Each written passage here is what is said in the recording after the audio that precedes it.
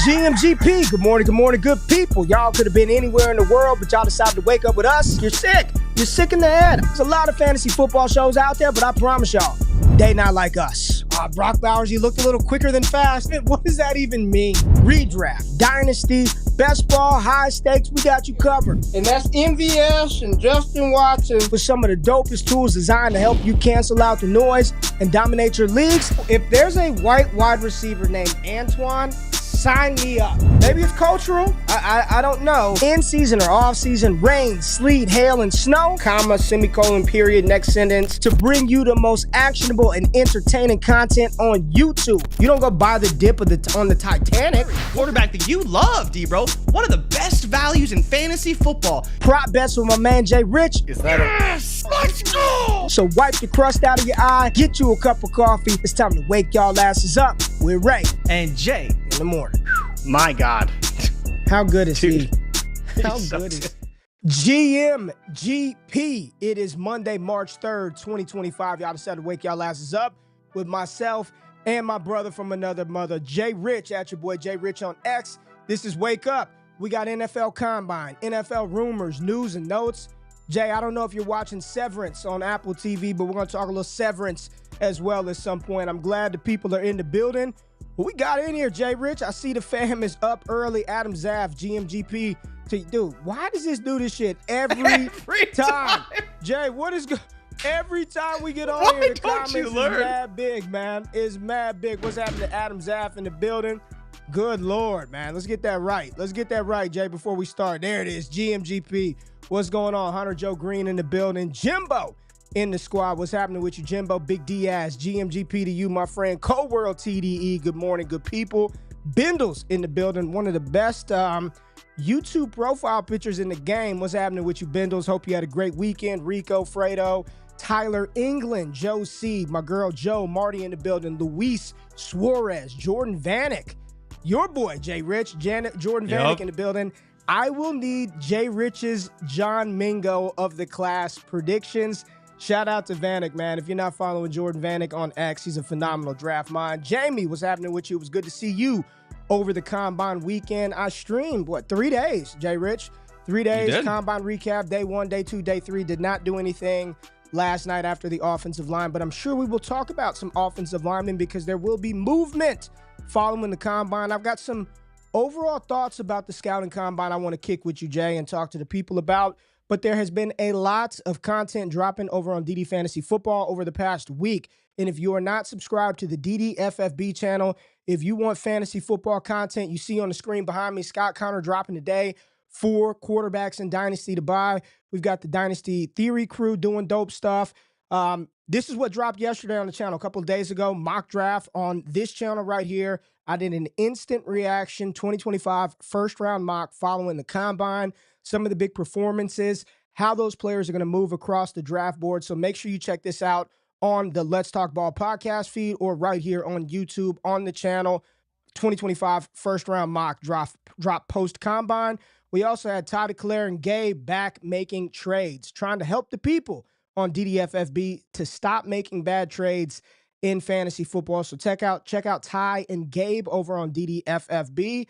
We also had a Dynasty rookie mock. I believe this was Shane, this was Mitch, this was Brandon, this was Scott Connor, the 4 members over there on DDFFB doing a 4-round Dynasty rookie mock draft. And Jay, I'm going to just tell you right now, overreaction city in that mock. I mean, my God. Oh, yeah.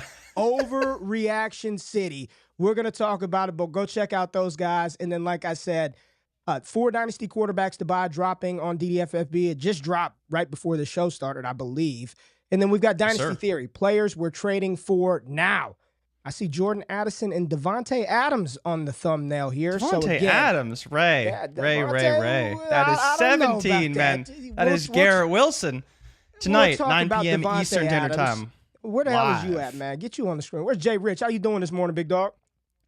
I'm good. It was a good Combine week. It feels like every year the Combine changes in the way that you view it. You talked about how you're viewing the combine a little bit differently. You and I went back and forth on our show because, of course, at the time, we didn't know that Cam Ward wasn't going to throw, and I was getting on Shedeur Sanders for not throwing. You talked about his podium a little bit and how he was very confident, very sure of himself, talking about wanting to change a franchise.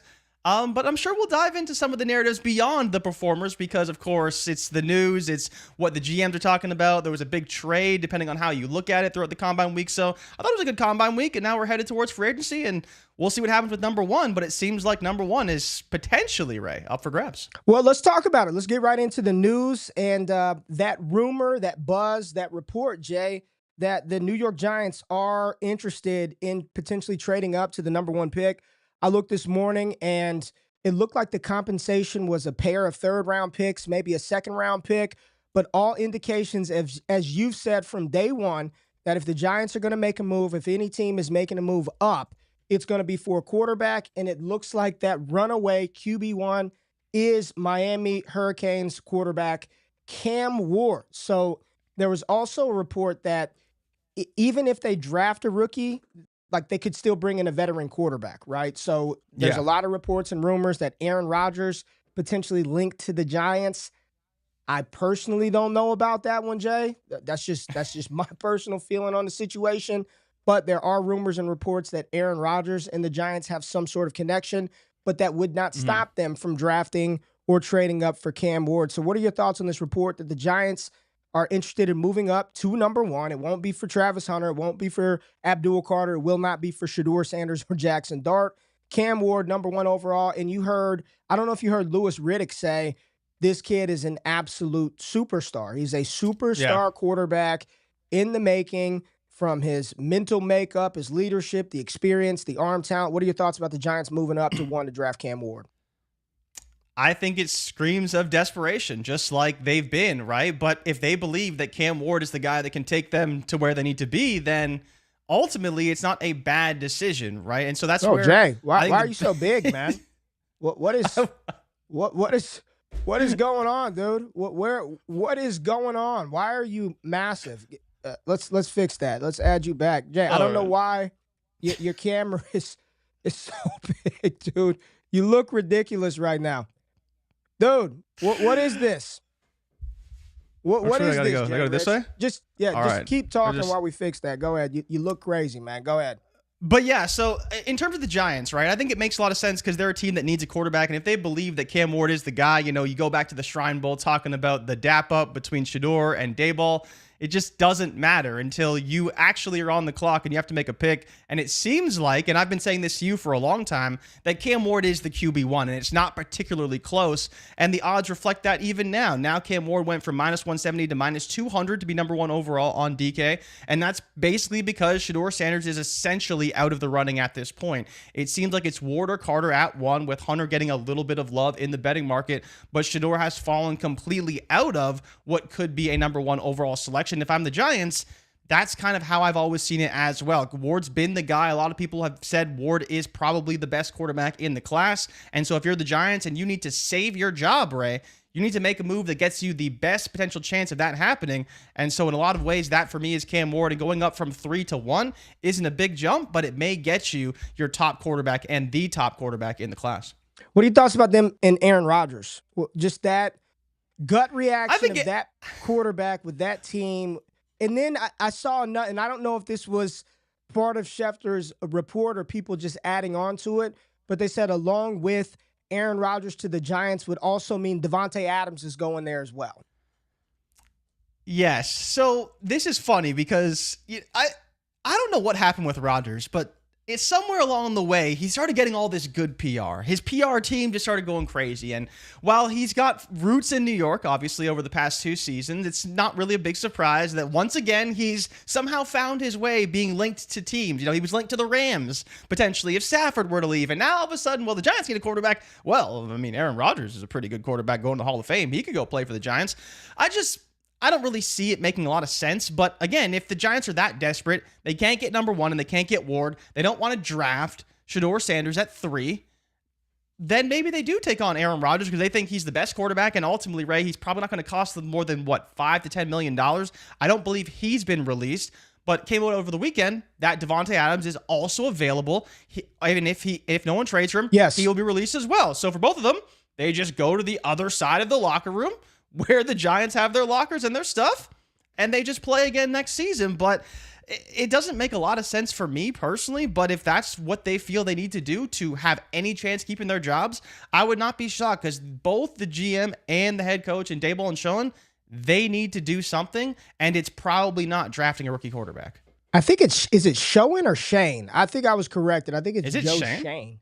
I believe it's pronounced Shane. I don't know. It's Shoen. Yeah, right? I know, but it's like a silent O or something like that, or the O is pronounced like an A. I don't know. I am not a vocabulary specialist, Jay.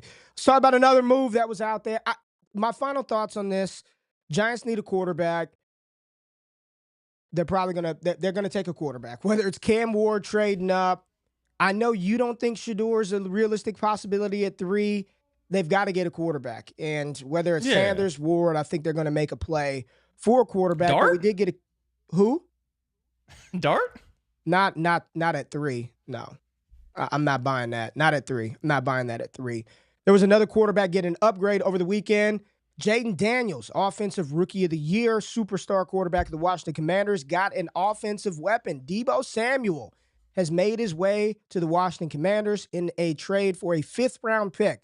49ers add another pick to their already robust draft war chest. I believe this is up to 12 picks in the draft now for the 49ers. So you're talking about a team with capital flexibility. Yeah, Jay. And I believe between rounds 3 and 5, they've got like 6 picks from round 3 to round 5. They've got a lot bunch of comp thirds, picks, right?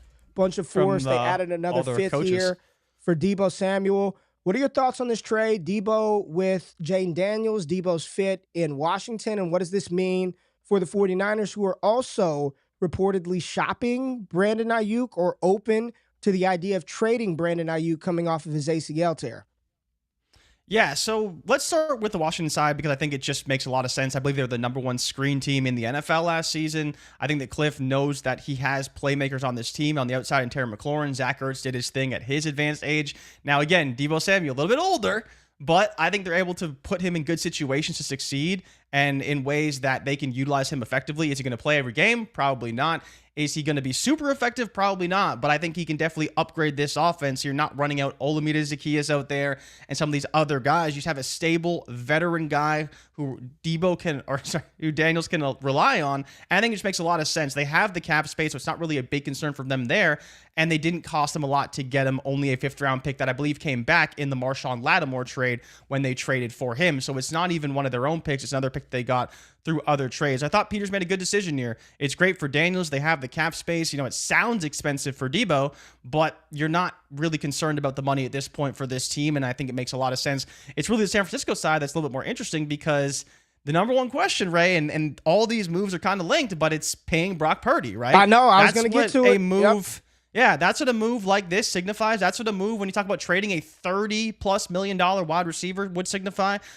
They have some cap space, but they still have some guys they have to re-sign as well. But Brock Purdy is #1, and making a move like trading Deebo tells you they're probably interested in re-signing Brock Purdy to what will be a $55 to $60 million extension. At least that's what we project right now. And I think that makes a lot of sense. And they have a lot of draft picks to kind of maneuver through the draft and get the players they want. But after they drafted Ricky Pearsall in the first last year, it seemed like the writing was on the wall that either Brandon Ayuk would be gone via trade and not get re-signed, or Deebo Samuel would be gone the following season. And now we have Deebo gone. It's just whether or not they want to hold on to Ayuk. Shit went downhill when Deebo switched to #1. He needs to change his number. Who's got #1? He was on 19, right? On the command. Yeah, we need 19 Deebo back. I think it was a good move. It was a low-risk move for the Commanders, who needed to upgrade their wide receiver position. I have commonly mocked a wide receiver to the Commanders at 29 doing mock drafts. I've seen other mock draft analysts do the same. I don't think this precludes them from taking a wide receiver early. Not at all.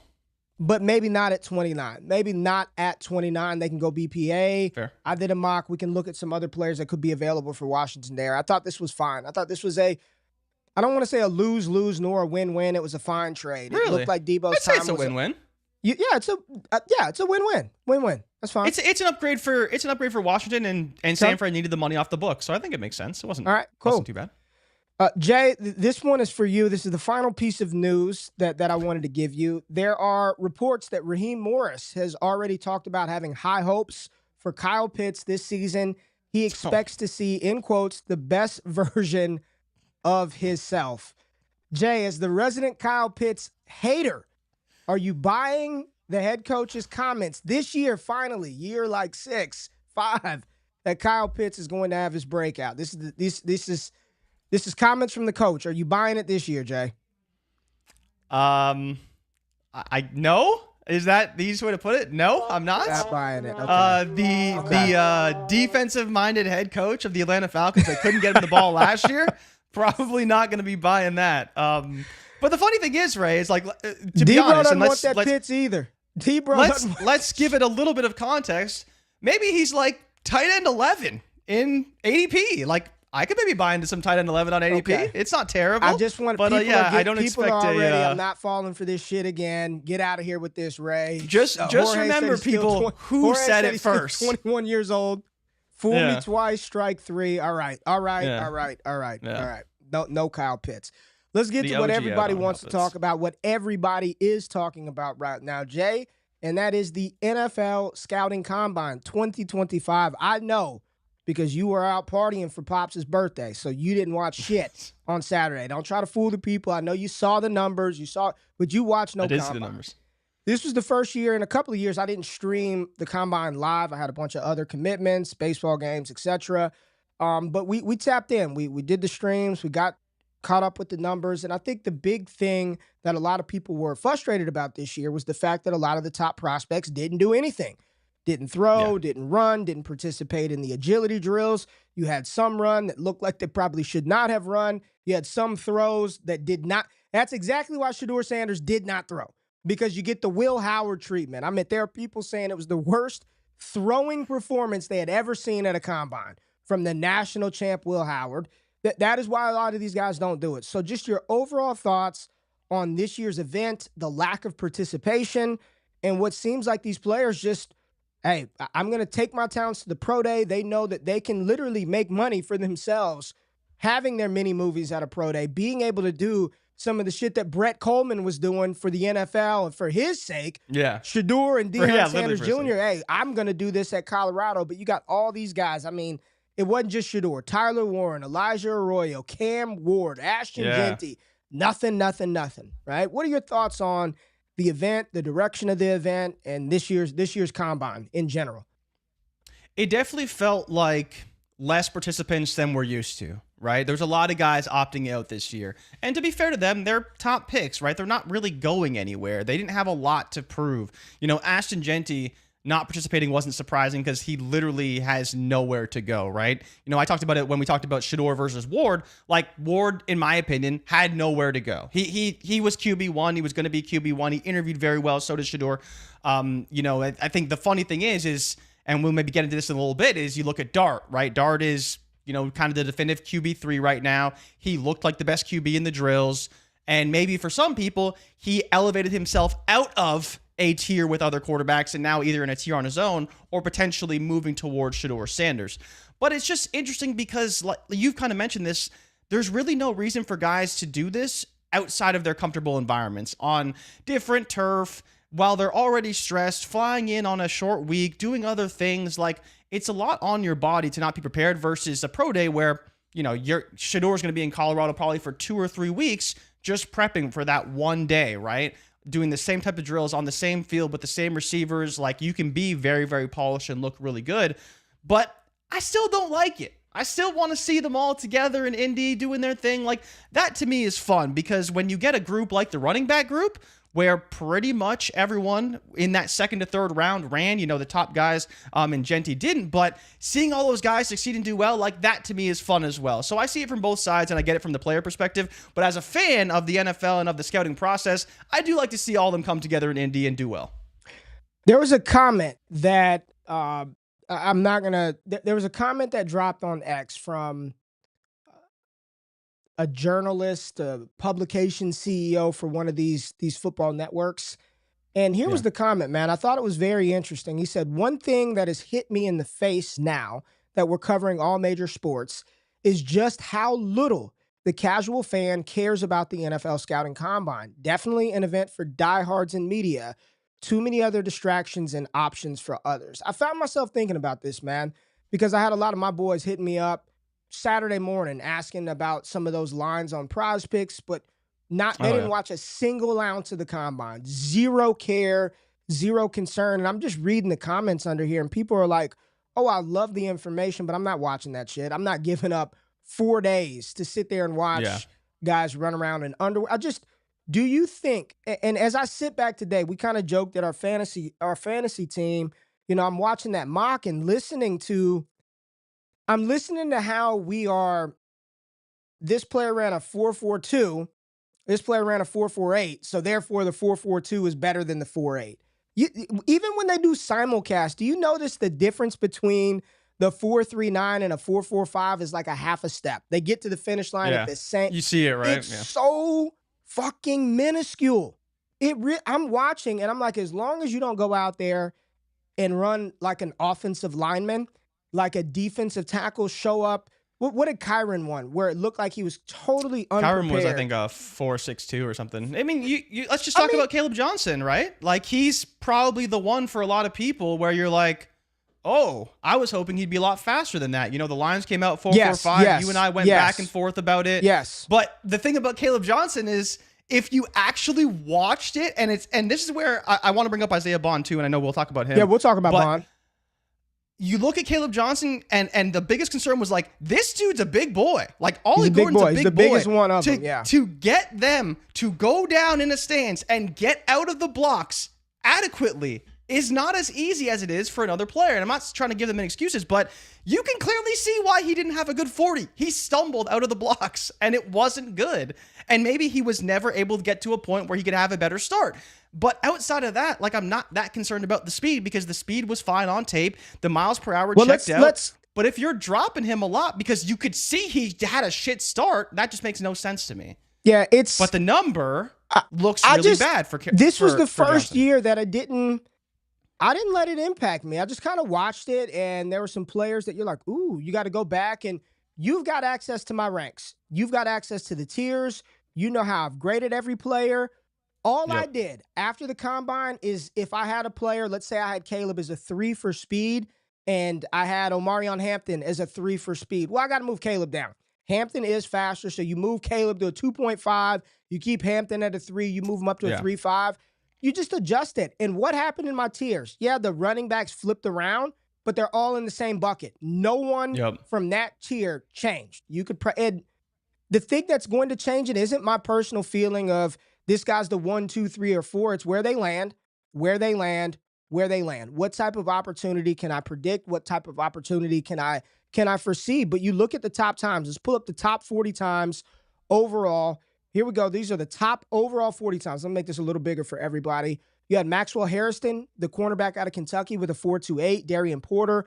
Again, this was a guy who in Mobile, all the numbers, he was the fastest goddamn player in Mobile. We knew this coming into the combine, that Darian Porter would be fast. You've got Caleb Ransall, who ran a 4.33. Nick Eamon-Warrior, the big safety out of South Carolina, 4.38. Jahdae Barron, 4.39. This is from the defensive backs. These are the defensive back 40 times. So you're seeing 4.2s to 4.4s for the defensive backs. Let me give you some top times for the wide receiver position. Matthew Golden led the way, Jay. 4.29 for Matthew Golden. You had Luther Burden ran a 4.41. Elik Manor, 4.44. Jimmy Horn, 4.46. Isaiah Bond, who said he would run a 4.1, he ran a 4.39, which is still very fast, but a lot slower than a 4.1 40-yard dash. So I think coming out of the combine, we've got on our show notes who were some of the biggest winners. Let's start with the aforementioned Matthew Golden. Let's talk about Matthew Golden, where he was prior to the combine, where you think he might be post-combine. Then we'll get to the running backs and talk about some other positions. But Matthew Golden, I've mocked him every single mock draft in our videos. He's been a round 1 player.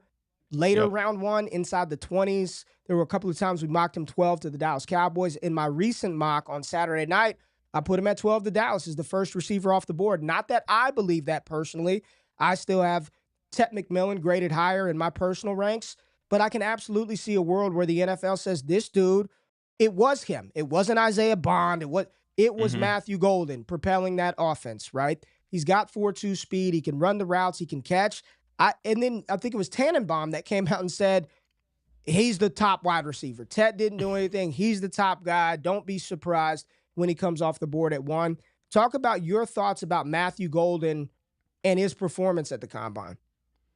I think for me, he was probably my most surprising, especially on offense, right? Because the thing about Golden, and you kind of hit on it, was he was a dude who was pegged in the first round at times. And then it seemed like maybe he wasn't quite there yet. He still had to raise his stock a little bit. And then he comes out and he runs a 4.29. And you're like, okay, I knew he was definitely in the 4.4s, but nobody expected him to run that fast. And, you look to even Lance Zierlein, who compares him to Chris Olave, and I know the Saints are sitting there at 9, need a receiver, could use one. And I'm just like, man, if you take a guy who looked like he was one of the best receivers on the field when he played just about every game for Texas, whenever they needed to play, they went to Golden and he made the play. Now that you have the backing of a lot of speed, maybe even more than you expected from Golden. More than you expected. I just don't see a world where he's not at least a top 15 guy and could be even higher than that. And that's where, we talk about guys not competing.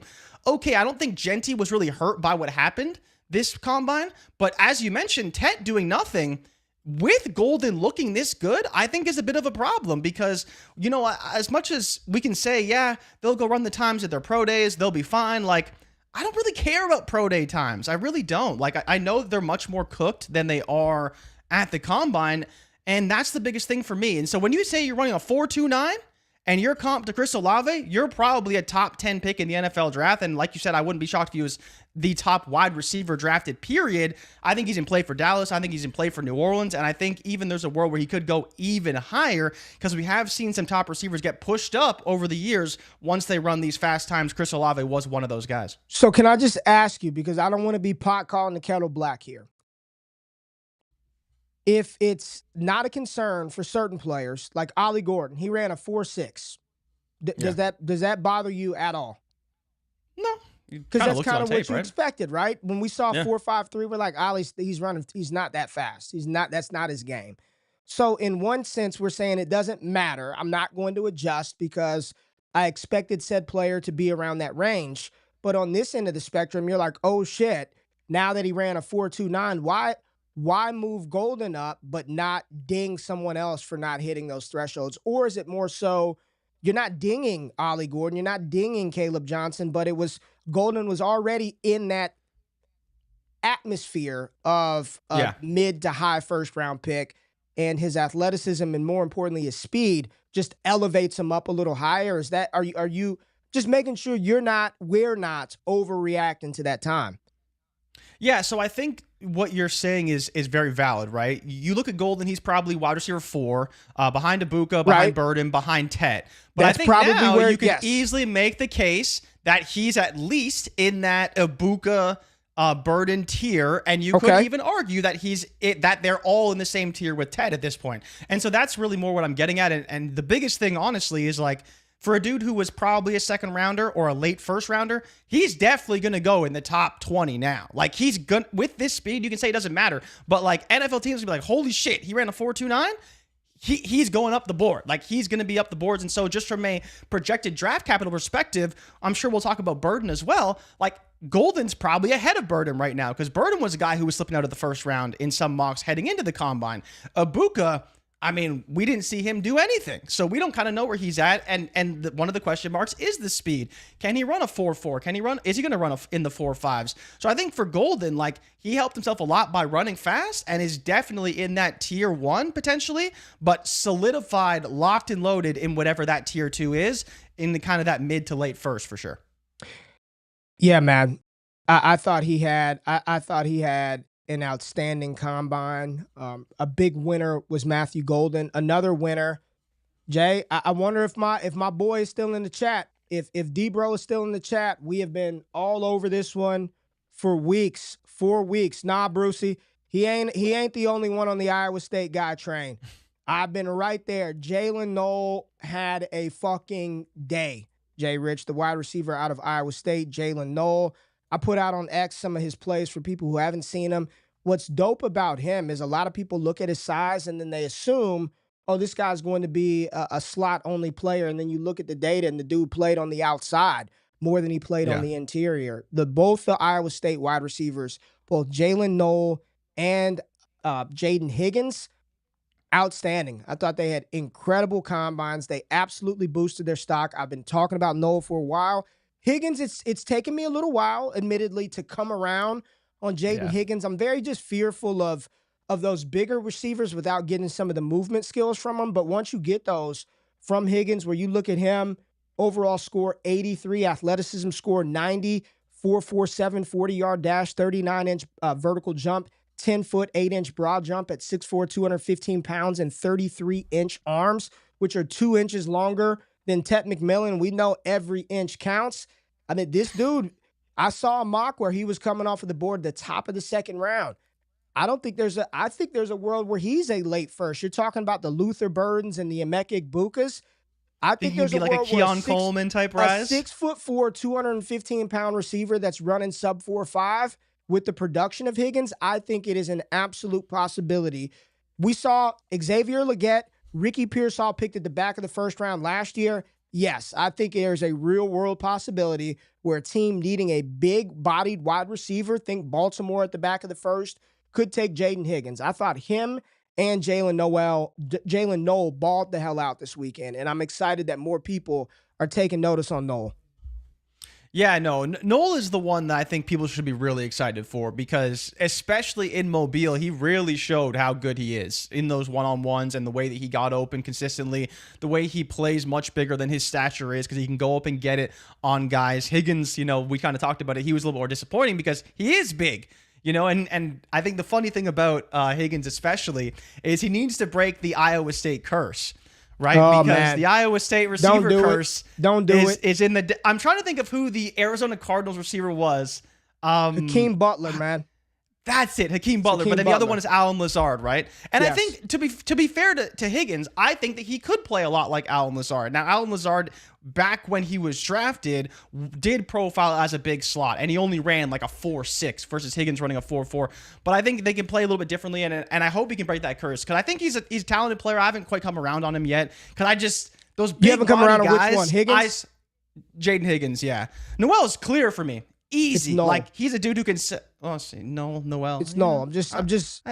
It's my Canadian roots, the French. I know the French. But Noel is very, very talented. I like him a lot, and I think if he gets drafted in the same spot as Higgins, I would take Noel over Higgins every single time. Every single time. Yeah, listen, these two put on some really good performances. The numbers back and the tape backs. They've got really good tape catching the ball from damn Rocco Beck out there in Iowa State. So these are two players who are definitely on the rise. And I saw some people in the chat saying Noel was going undrafted in rookie draft. So fantasy football people were like, not even taking him. Definitely on the radar now. Seen some comparisons to Amon-Ra St. Brown. I'm not going that high. Golden Tate, some of those comps. That's still my Luther Burden comp. But Jaylin Noel and Jayden Higgins both balled out. Very impressive performances at the combine. Let's flip the script and go with some different positions, though, Jay, because one of the more impactful performances and the way that people are going to perceive this player and the impact that it has on the draft could be pretty big and pretty substantial. Shemar Stewart put on a show earlier in the combine. They've got this right here. This was the comparison to Myles Garrett. Shemar Stewart, edge rusher out of Texas A&M.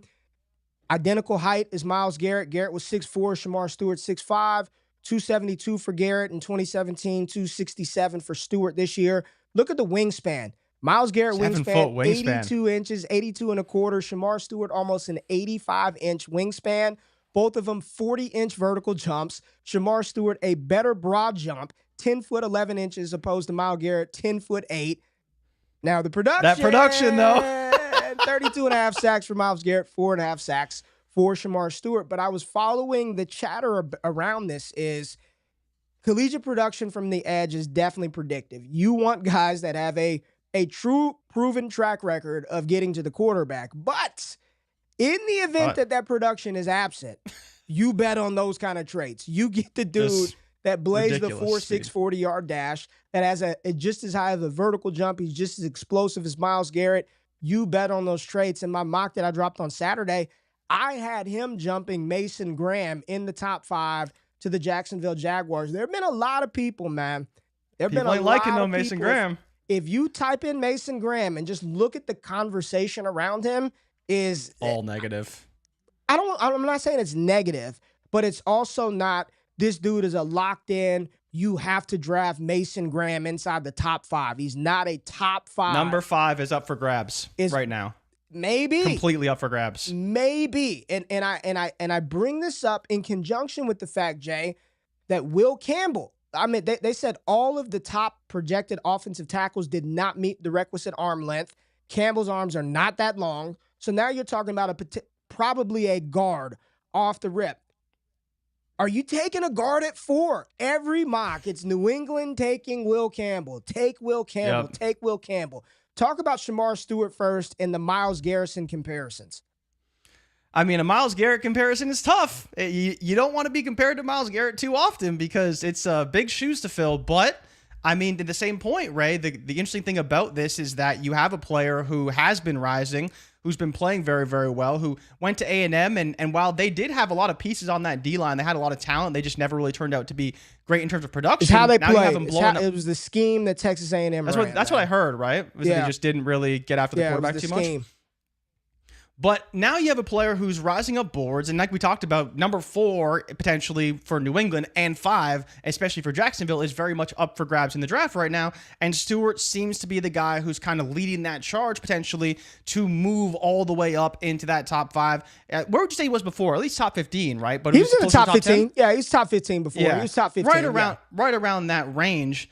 But the question, and like you got to hit on, is are you going to bet on him to be the dude who's going to be your big-time edge rusher, knowing he wasn't able to do it at A&M? And can he show you enough in the pre-draft process, in the workouts and all that stuff that he can get after the quarterback in the way and effectively as you need? Because it does seem to be this massive tier break, and we're going to include the quarterbacks in there at the top 4 because we don't really know who's next. There's been talks of Tet. There's been talks of Genty, right? Because you just know what you're going to get in Genty, but it does seem there's a big void into kind of who's in that next tier beyond Cam Ward, Shedeur Sanders, Travis Hunter, and Abdul Carter. Yeah, I think it's going to be interesting. I'm very curious to see how it shakes out after the top 3 picks. I think everybody is just sort of guessing and predicting. I don't know what New England's going to do. I had them trading back in the mock, and people said there's no way in hell New England would trade back. And now, after the combine, all people are saying is, I hope New England trades back. Trade back with the Jets, trade back with the Raiders, trade back with the Panthers. It's going to be an interesting spot, but Shemar Stewart had himself a freaking day at the combine and made himself a lot of money, a great pre-draft process going through the Senior Bowl and the buzz from Mobile to deliver at the combine. He definitely put those traits on wax and performed well. Another player who balled out, Jay Rich, safety out of South Carolina, Nick Eamon-Warry, 6'3", 220-plus pounds, runs a 4.3 40-yard dash, 43-inch vertical jump, believe an 11-foot broad jump. 11.6, I believe. I believe this is the top safety athletically that we've seen. Let me pull up his RAS stuff. Here it is. Yeah, there's his RAS, a 10 overall for Nick Eamon-Warry. I mocked him to the Philadelphia Eagles at 32. They just got another guy. But Nick Eamon-Warry also had himself a day during the combine events. So once again, Jaylin, Noel, big riser. Jayden Higgins, big-time performer at the receiver position. Matthew Golden definitely moving himself up. Since we're just talking receivers, can I talk about a player who hurt himself? Probably the biggest receiver hurts at the combine. Tez Johnson. He came in lighter than he was at the Senior Bowl, 154 pounds. I shit you not, man. There's a kid that we scrimmaged against from 10U yesterday that was bigger than 154 pounds. So Tez Johnson, 154 pounds, but Jay, that's okay as long as he blazes a 40. We'll be all right. At least you have a superpower. Well, he ran a 4.45. Athleticism and receiver, right? What'd you say? I think you said 4.45, and I believe it's 4.55. 4.55. Excuse me. I gave him a tenth of a lot of credit there. I gave him some grace there. A 4.55 for Tez Johnson. How do you draft him, Jay? How do you draft a 5-foot, undersized receiver, 154 pounds? That's not explosive. That's not fast. But you turn on the tape. I've never seen him caught from behind. He creates easy separation.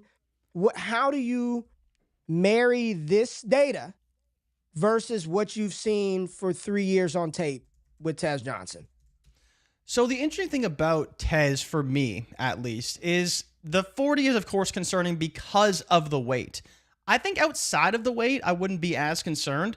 But the biggest thing when I look at him, honestly, as much as the speed is concerning, the thing that I do like is when you look at the three cone and the shuttle, he had the fastest three cone of all the receivers. So it tells you in and out of breaks, ability to use his agility and be shifty in the open field. Like, he's going to be good at that, which we do see on tape. His shuttle was fourth best with a 4.15. His three cone was a 6.65. Anything under 7 in three cone is great. If you hit like 6.6, 6.5, you're like ridiculously high in terms of the numbers there.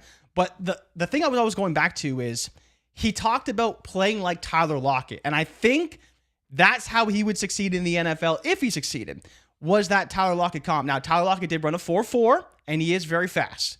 Right, we knew that when he came out, and he's always shown that in the NFL. His three cone was a 6.89, so Tez hasn't beat there. But his shuttle was a 4.07, which is a tenth of a second faster than we saw from Tez Johnson. So is he, a top pick in fantasy? Absolutely not. Is he a fifth rounder in the NFL? Maybe. But I think to your point, the tape doesn't show a player who is 4.55 fast. And I think conversely, we saw, I forget who was talking about this. Oh, it was Marcus Mosher talking about Matthew Golden. Matthew Golden's fast. Matthew Golden did run a 4.29, but on tape, it doesn't look like he runs a 4.29 because he does get caught from behind. He doesn't have that breakaway speed on tape, or it doesn't seem like he has that breakaway speed on tape. So there's always some nuance there, and I wish Tez ran a little bit faster. The speed was a little concerning, but on tape, the speed definitely looks a little bit more legit than we saw in the combine. And officially, I'm looking at Combine IQ. I think officially it was a 4.51 for Tez. I'm not as concerned about the 40 time. I'm concerned about the weight, man. I'm concerned about 154. You're concerned about the weight? I'm concerned about the weight. How are you lighter? Well, I mean, it's not like he's that concerned about the weight. He's just, if he was concerned about the weight, he would have drank a lot of water. Well, I'm saying he might not be. I'm concerned about where the NFL is going to draft 100 and almost. Understand, dude. Like he's 154 pounds. When you're playing, when you're practicing, when you're running around, sweating and burning calories, your metabolism is spiked. You're burning, you're losing weight. You're not playing at the same weight in November that you came into camp. You've bulked up in the offseason. Like, you're talking about a player who could be playing at 149 pounds in the NFL. That's a very scary proposition. So for me, wish him all the best. I don't think the 40 time is what's going to hurt him. If anything, I believe it will be the size. So Tez Johnson, in my opinion, for sure, probably from the receiver position, the biggest loser with the 4.51 at 154 pounds. I would have just liked him to confirm the fact that he was an elite speedster. And even though I'm small, you won't be able to put hands on me. You can't touch me. You can't catch me. Let's talk about the tight ends quickly, Jay, because there wasn't a lot to really discuss from the tight end position. Here go the official 40-yard dash times for the tight ends. We did not get times from Colston Loveland, Tyler Warren, Elijah Arroyo. Those guys decided not to participate. Terrence Ferguson, one of our personal favorites from Mobile, did, and he led the way with a 4.63. Ferg is somebody that we've both liked throughout this process, and I think he's submitted himself to being a top 5 tight end. I don't know where I have him graded right now. You might be able to pull those up for me, Jay, but I believe Ferguson is inside that top 5. Harold Fannin Jr., another player, prolific receiver out of Bowling Green. We know he profiles as a different type of tight end, move, Y, H-back type player. He runs a 4.71. A lot of people panic on that, but you look at his overall numbers and the athleticism, still pretty decent. 34-inch vertical jump, short shuttle, three cone was sub 7 seconds, 6'3", 241 pounds. So he's built a lot different. He's built a lot different than the other guys who are all 6'5", and every last one of them are over 200 and almost 50 pounds. What were your thoughts on the tight ends? How do you feel about Fannin today? Brenningstool and Fidone and Bartholomew and CJ Dippre. Josh Simon had an incredible day athletic-wise. I don't know how much movement happens at tight end. I think people will knock Harold Fannin some. He will move down the board some. What are your thoughts about Fannin, Ferguson in particular, and the rumor And the buzz, Jay, I reflected this in my mock, that it is not universal Tyler Warren is the tight end one. There are multiple teams that have Colston Loveland as the tight end one in this class, and I mocked him to New Orleans at 9, ahead of Tyler Warren. Big receiver, athletic. He's 9 to the New Orleans Saints. What are your thoughts about the class, Ferguson, Harold Fannin Jr.? Yeah, I mean, it sucked to not see Warren and Loveland run just because, you want to kind of see, are they that elite athlete potentially, along with being elite playmakers on the field? You talk about Ferguson. He was a guy who talked about when he went to Oregon, he was only like 220 pounds. I don't know what he weighed in at the combine, but he's probably only like 230, 247. So he did add some weight since then. But the biggest thing with him that I've always really liked is just kind of the way that he moves in the open field. Like, he's great at using his body. He played a bit of receiver kind of coming into Oregon and kind of worked into that tight end role a little bit throughout his career there. And then I think the biggest thing and the reason why I like him so much is just the way that he plays, not just when he doesn't have the ball, but also when he does. And even for you graded him tied with Mason Taylor, which is funny because I don't really view them the same. Yeah, so they're both tied right now on your grades. But I think they play so differently, but I could see a world where both of them have equal opportunity to work out in the NFL. The 4.63 was great. You talk about Harold Fannin. I mean, dude, break 4.7. Like, come on. You're already coming from Bowling Green. We know on tape you don't look that fast, but, like, give us a reason to want to draft you in the second or third round. And, Ray, like, just your thoughts on this. Like, do you think he's even a third rounder at this point? Because he's a guy who projects as an H-back. Doesn't really play tight end very well. Lost the sled in the drills, which maybe doesn't matter. Maybe it does. His RAS was a 7.57. So it's like, it's not great, but it's also not, it's not the worst RAS that I've seen. I believe Isaiah Likely had some pretty bad RAS, and I'm all over that Likely for 2025. He did. I think your question is valid here. It is Harold Fannin Jr., 7.57 relative athletic score. This is very good. Like, you want high RAS tight ends. I think you want to be an 8, though, don't you, at this rate? That's why I say it's like right there.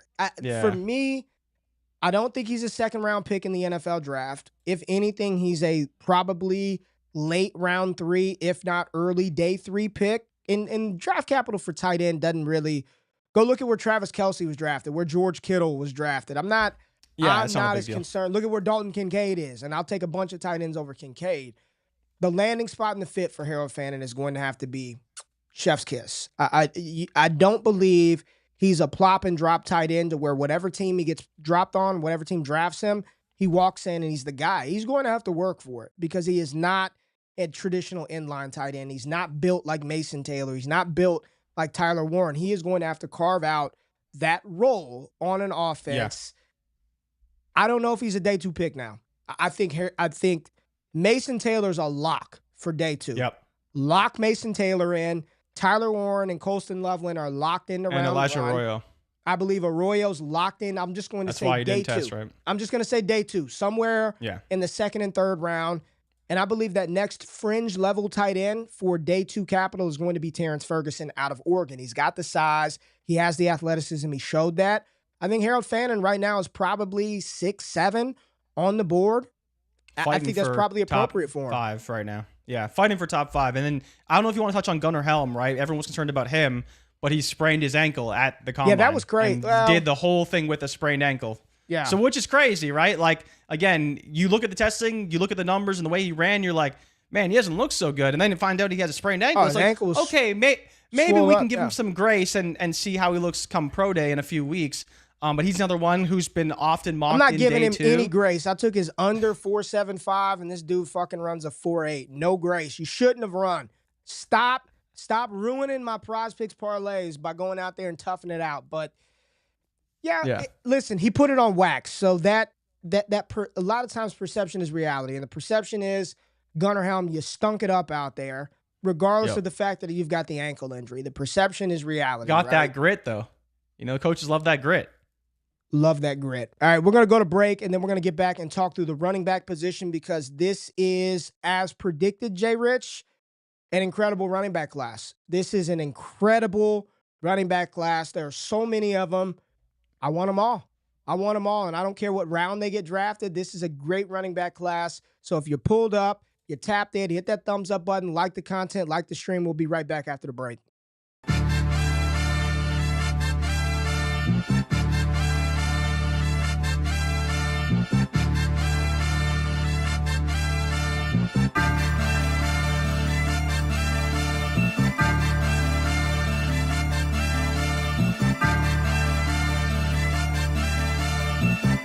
Appreciate y'all pulling up. This is Wake Up with Ray and Jay, Monday, March 3rd, 2025. Hit that thumbs up button, like the stream, subscribe to the channel. Check out all the dope content here on Ray Garvin NFL.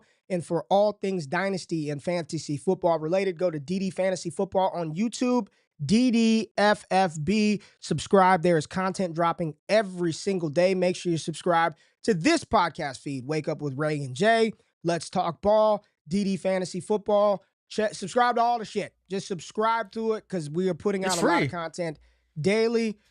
Jay, we got to talk about running backs, man. But I have to ask you because the people on the stream last night, they were asking me, do you watch Severance? Do you watch the show Severance? The best show. Yet, no. You don't want? Okay, I can't even make jokes with you then. Okay, well, it's all right. You should. It's a fantastic show on Apple. I've heard it's TV. Great. Yeah. It's incredible. It's a great show. I cannot joke with you since you have not seen it, but we will talk about the running back position now. The running backs showed up, and I think for the most part, Jay, they showed out at the combine. Here goes some official running back times. List these off, Jay. What do we got? Who are the top performers at the running back position? So leading the way, we had Vitex Bashiel Tootin, which some of you might have expected because his odds were pretty good to go fast. Jayden Blue, Mr. 4-2 himself, there with Isaiah Bond. Your boy, Brashard Smith, 4.39. Those were our three guys who broke into the 4.3s. We had RJ Harvey at 4.4, which was pretty fast because he told us he was hoping to hit the 4.3s. Montrell Johnson, 4.41. And then his old teammate, Trevor Etienne, 4.42. DJ Goodens, 4.43.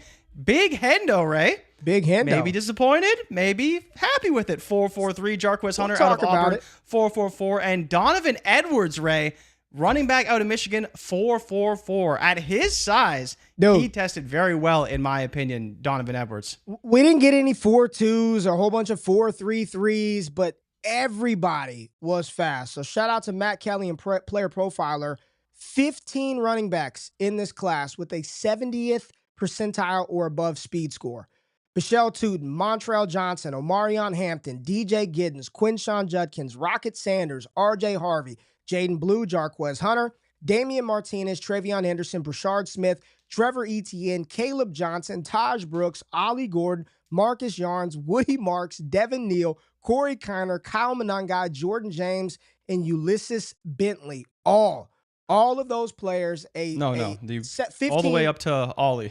Yeah, all the way up, man. This is, wow, with a 70th percentile speed score, dude.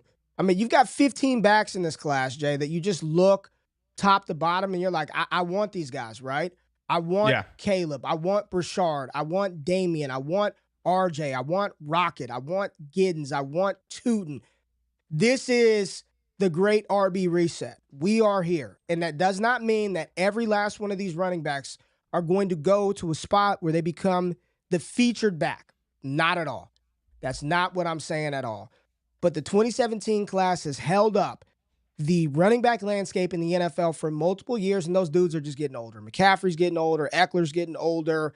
Mixon's getting older. Kamara's getting older. What you're about to get is an influx of talent. I think we're going to see multiple teams, Jay, draft 2 running backs this year. They're going to take 2, whether that's round 3 and round 7, round 5 and round 6. You're going to see teams take multiple running backs. And depending on the back that they take, you'll kind of know. Like Brashard Smith, whoever drafts him, you know what he's going to play. Let's just say, hypothetically, the Baltimore Ravens take Brashard Smith in the 4th. Like, he's not replacing Derrick Henry. He's going to occupy the Justice Hill type role because that's what his body type and his archetype yields. I just want these guys, man. You've got every type. You've got your grinders. You've got your 3-down profile backs. You've got your 4-minute offense running backs. You've got an incredible crop of running backs. And that doesn't mean everyone is going to hit, Jay, but just talk about the running back class in general when you're looking up and down the board. And they're all, for the most part, 4.41 to 4.58. They're all within that nice range of sub 4.6, right at that 4.4 range. Just incredible group.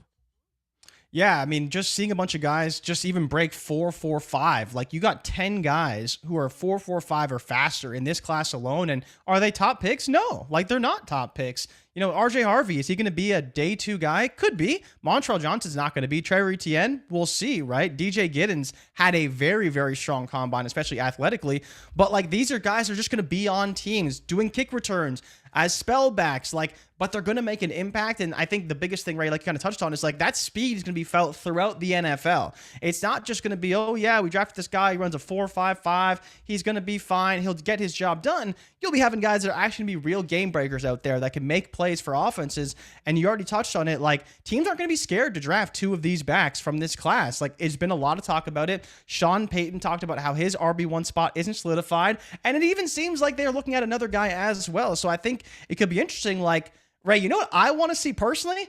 I want to see a team go out and draft Travion Henderson in the first round and Quinshawn Judkins in the second round. Oh, it'll never happen. It'll never happen.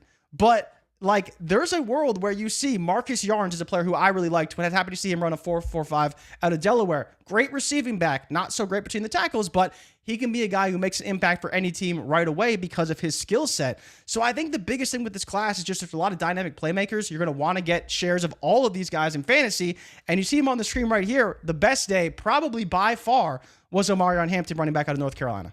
Yeah, Hampton. Just right before the combine, I had settled in on my grades, and he was 3rd behind Caleb Johnson. And there were people asking, what was it that separated him? And I was like, the footwork. I thought Caleb had a little better long speed, but it went Genty, Caleb, Omarion Hampton. Once you put the grades in, it flipped Hampton above Caleb Johnson to that 2 chair, but they're still in the same tier. This is a 20-year-old back. He won't be 21 until after the draft. 2 straight years of dominance at North Carolina. I hope nobody had to adjust ranks to move Omarion Hampton up into that top 3 tier, top 3, top 5 range, waiting for the combine numbers to come out. 4.47 40-yard dash for 5'11". I think he was 219, 5'11", 219. So a little smaller than what he was listed at North Carolina, but he is built like a tank. People that talked to him, they said his mentality there was that dog alpha-like mentality. I mocked him 31 to the Kansas City Chiefs. I mocked him 31 to the Kansas City Chiefs in my mock. I thought Hampton had himself a day. What are your thoughts on Hampton? Kareem Hunt, right? Well, there are a lot of people. There were a lot of people shitting on that Omarion Hampton tape prior to the combine. I just don't see it. I'm not seeing the athleticism. I don't see the speed. I didn't agree with any of that. But there are probably some people deleting some shit on Omarion Hampton now because for whatever reason, he was definitely getting... I'd say he's behind Caleb for sure. He felt and maybe like even behind Hendo as well. It felt like he was trending behind Henderson and behind Caleb. So I think there has been a flip-flop now. Again, if you thought Caleb was if you truly were like, I think he was the better player, they need to be in the same tier. I think after the combine, what has happened is you could prioritize them. The top tier for me is still unchanged. It's Ashton Genty, it's Travion Henderson, it's Caleb Johnson, it's Omarion Hampton, and it's Quinshawn Judkins. Those have been the 5. Those are the 5. Some people Judkins was in there? Some people who? Judkins was in there? I think Judkins, he's in there now, right? Like he's definitely in there now. He was in that tier. He's definitely in there now after quelling all those concerns about his long speed. I think the interesting picks that were kind of thrown in as potentials, Dylan Sampson, who was 5'8", 200 pounds and didn't do anything. Run. Scattaboo actually came in. I like his size, 5'10". What do you think he runs? Because, Ray, he jumped almost 40 inches. So I was kind of like, okay, Scat. When his line was a 4.6, I didn't think he was that slow. I think he's in the 4.5s. Third highest vert. I know. At the combine of guys who jumped, broad jump which is kind of crazy. Far, so it was like 10-3 or some shit. Yeah, the broad jump wasn't as good. So it's hard to use the vertical as the measure of 40-yard dash without the broad jump, Yeah, the broad jump is a lot. I think he's in the 4.5s, 4.55 to 4.59 for him, but I think for him, that'd be good, right? That's great. At 5'9.5", 220 pounds, and you run a 4.5. And he has the receiving skills. So, like, you're not just talking about a grinder. Yeah. You're talking about a guy that can do everything. He's just a little slower. just fine with that. But let's talk about Judkins a bit because he felt like the forgotten one. It was all Henderson. It was all Hendo. And I tweeted out yesterday, how are people feeling about Judkins versus Henderson today? A lot of people thought Hendo would be closer to Jahmyr Gibbs type speed, that 4.38, 4.36. He was 4.43, which is still rolling, but that's, he's not a 4.3 guy. It ain't that different, though. It's not that different. So how do you feel about Henderson today? I don't know why people are, well, he's not as, you can't, why are you moving him? 4.43 is just fine for Henderson. That's a great fucking time. I think the thing about Henderson, and this is where it's like, you watch the tape, in 40, he's a 4.43, but he might get a little bit faster the more he's running, right? He's not going to be doing it too often, but like he's probably not a guy who's getting caught from behind. We do see Judkins get caught from behind a little bit, but to see that 40 and that 4.48, right? That 1.5, 10-yard split, 38-inch vertical, 11-inch broad jump, and Ray, I didn't even know this since I'm just on the NFL website. Comp to Joe Mixon by Lance Zierlein. Who's that? Judkins. Okay. Right? So Judkins compared to Joe Mixon, again, doesn't have the receiving chops by any stretch, especially as a prospect, but 4.48, 151 in the 10, 38-inch vertical, 11 broad jump leading the class. We know he's explosive. We know he can make plays. We know he can break tackles. Like, he probably made himself some money and probably will be a top 50 pick. Yeah, I don't know about Mixon. You know who he reminds me of? Damian Parson had a great one. He said Kareem Hunt is who Judkins reminds him of. Kareem Hunt. He reminds me of like Isaiah Pacheco with vision that can actually see the holes.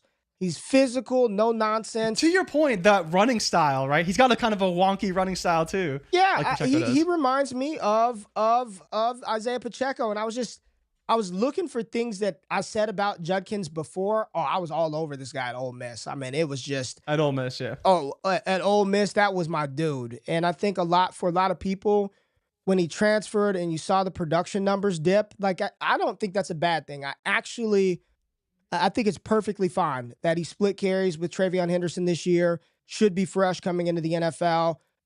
Absolutely one of the big winners at the running back position, even though this whole entire class feels like they won. Judkins, for a lot of people, definitely has moved up because there were a lot of names getting thrown ahead of Judkins. The Sampsons, Scadaboo, Damian Martinez. Judkins was starting to fall off the map because Henderson was the explosive one. And now you look at 4.43 versus 4.48, 4.47. There's no difference. We said, Jay, can you please tell the people? I know we sit back and we look at a 4.5 versus a 4.45, and it seems different. Or 212 pounds versus 2. You cannot tell the difference when they're on the field. You can't. Not at all. You legitimately cannot tell the difference, except for the guys who are clearly bigger or, okay, that one's way faster than everybody else. You can tell that dude moves at a different speed, but by and large, I'm watching this and the amount of movement. You look at these rookie drafts and these fantasy football mocks, 7/100ths of a second makes a player go from the locked and loaded top of the class to I'm listening to people, there's no difference between undraftable this guy and the RB15. And I'm like, what? Yes, there is a difference. There is a difference. And even the times, you go to Combine IQ, you see all this GPS data. And I've said to our Discord, we are entering the era where we've been clamoring for GPS data, right, Jay? How long have I been talking about GPS tracking data being the way of the future? For years. I've been saying that for years. Now we have it. And you know what's happened? That we have access to all this 10-yard, mile per hour, 20-yard. No one knows what the fuck to do with it. No one knows how to read it because you're looking on one hand, Caleb Johnson, for example, had one of the worst 10-yard splits of any running back with a 1.62, which we've already talked about, zero correlation to fantasy football output, but yet he's top 4 in max velocity. Like, it doesn't make sense to me how your 10-yard split is so low, but his 5-yard, 5 mile per hour and his max velocity was higher than any of these guys. So I think we're entering into this era of GPS tracking data where we just got to figure out what matters, how to use it, and a lot of people just don't. And it's a lot of time for what? To try to parse between 8/100ths of a second? It doesn't fucking matter. It doesn't. What situation do they land in? Where does Bichelle Tootin go? Where does Brashard Smith land? Where does Damian Martinez fall? Who drafts Quinshawn Judkins? Where does Cam Scadaboo end up? Like, ultimately, the situation is going to be what separates these guys for me personally. If you want to move them around, do what you need to do. Where they land is going to impact where their final ranking is for me. Yeah, like I think the biggest thing that people kind of get confused, Ray, and this is the funny part about like us doing a lot more NFL content. The reason why players are going to move for me is because I know their stock is going to move in the real draft. Like, I don't give a shit about where you think they're going to be in the rookie draft. Wherever they fall will be depending on your league and who's in the league and what the different scoring settings are. Like, in the NFL draft, Matthew Golden is going to be a top 20 pick because he ran a 4.29. That's why you need to have him higher in your rookie draft. Because he's going to be a top draft pick, and we know that correlates to opportunity and potentially success for fantasy football. When you talk about Caleb Johnson and whether or not he can run a 4.5 or a 4.55, he ends up running like a 4.58 because he slipped out of the blocks both times. Yeah, sure, he maybe was a guy who initially you had in the first round, and honestly, even going into the process, he was falling down the boards a bit, but now he's probably not going to be a first rounder. So you can kind of drop him down a little bit, and you can bump up Hampton, because Hampton is a guy that probably will be in the first round of the NFL draft. And Henderson maybe is past Caleb Johnson for certain teams right now. But I think when you look at Travion Henderson and Caleb Johnson, they're two different backs. And so it'll all depend on where they go, because one is more of a grinder, one's more of a pass catcher, change of pace back. So it's all going to depend on where they end up going in the NFL draft, and that's going to determine whether you like them for fantasy football or not, and how you separate the two. But until then, they're in the same tier. Johnson wasn't as fast as we hoped. Everything else was fine. Henderson wasn't that fast, but he was fast enough. And so they're in the same tier. Some other names that I thought were that stood out to me. I just want to give some of the athletic stuff. Woody Marks, 4.54, 22 miles per hour for Woody, 35-inch vertical jump. Taj Brooks, 4.52. That was a great time for Taj Brooks, coming in as big as he was. Damian Martinez, 4.51 for Martinez. We talked about Caleb Johnson, 4.57. Rocket Sanders, Jay Rich, 23.55 miles per hour, 4.46 for Raheem Sanders, who looked like the Rocket Sanders of Arkansas. 36.5-inch vertical jump, 79 athleticism score, which was higher than Brashard Smith and higher than RJ Harvey. For Rocket Sanders, 6 foot, 217 pounds. RJ Harvey, one of our personal faves, a dude that we liked early in the process, got to meet at Mobile. He did well. Where do I have Harvey and Sanders graded out right now, Jay Rich? Let's see. And I'm looking at Combine IQ. You have Harvey. Dope. Looks like you have him actually behind Scadaboo. Okay. But you bumped up Tootin, you bumped up Giddens, who I'm not surprised because I know you like Giddens a lot. I do like Giddens a lot. But that's basically like your third-ish tier, because you have, like, depending on how you rank them, you obviously have Genty. You got Hampton, Hendo, Judkins, Caleb all together. You got Giddens, Tootin, Scadaboo, Harvey, and then depending on how you feel about Sampson, Martinez. But like all these guys are in the same tier with Smith and Sanders. Like you have Sanders a little bit further down, but they're all in that same bucket of guys that are kind of boom bust prospects. And that's, I think, very, very, very good. Sampson's the one that I'm most intrigued by. Like, what are your thoughts on Sampson? Because he was a guy who we thought could be the fastest running back of the combine, and he didn't even run. So we're like, okay, you know, when Scadaboo doesn't run, we're like, okay, he's slow. Like, who cares? He didn't run, right? He'll do it at the pro day. Hopefully it's in the 4.6s or better than that, and we're fine. But when Sampson doesn't run, we talked about on our show, this is where he can kind of raise his stock by running very fast, because we know that's going to matter to NFL teams, even whether it should or not. But where are you at with Sampson?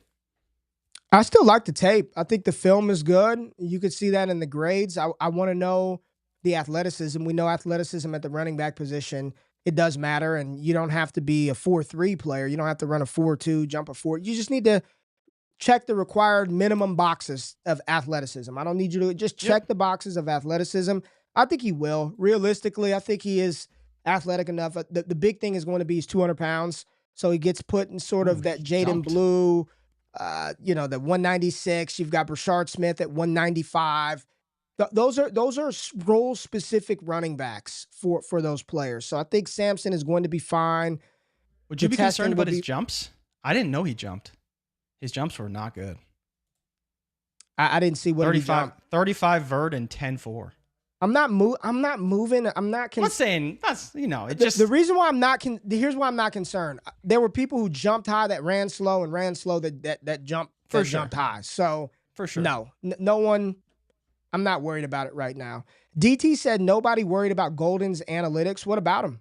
I mean, this year his metrics were fucking. I'm sure outstanding. I'm sure it's late breakout, right? Market share type stuff. Like, Yeah, sure 19% target share. Yeah, I don't care about any of that, man. What I care about is if the Dallas Cowboys draft him at 12. That's what I care about. That's what I care about. I'll prioritize him versus Ted McMillan versus the running backs once the opportunity and the capital plays out. He could be that Jordan Addison easily in Dallas, easily. And Why maybe he's not be? this, top 15 fantasy wide receiver, but he would be really, really good for Dallas, and he'd probably produce right away. Like, that would be a very good fit for him. It sounds crazy, but from a fit perspective, it makes a ton of sense.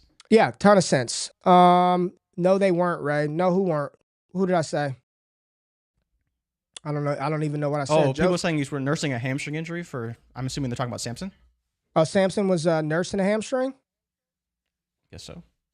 Okay, well, yeah. Oh, Joe said no. No, they weren't. His EPA. I've got all this stuff. Let me pull it up. People are saying they don't. I got the advanced goods right here. What were his metrics that were bad? I think they're talking about Matthew Golden. Hey, let's pull it up real quick. Probably, yeah. Got some cool stuff right here. So Matthew Golden is yards per target higher than Ted McMillan's. His success rate 61.9%, catch rate 69%, catch rate over expected 6%. Which is higher than Ted McMillan, higher than Noel, higher than Burden, higher than Egbuka. His chunk percentage, 48.1%. Nobody else on the screen. Higgins, Egbuka, Burden, Noel, and McMillan included were over 35%. Or you've got Jayden Higgins, 44% chunk rate. Explosive play percentage, plays over 30 yards, 17%. Yak per reception, 5.4, which is right there with Luther Burden. Emeka, Egbuka. I got access to some pretty dope stuff, and this is from 2024, and that's Matthew Golden. So I don't know. I don't know if maybe I'm looking. Maybe y'all got other shit than I do, but I've got a pretty dope database that says his 2024 per play metrics were pretty damn good. Outside of course, his target share was much lower than those guys. Let me pull that back up. Yeah, his target share was much lower. 19% target share versus a bunch of other people. Everybody else, 30%.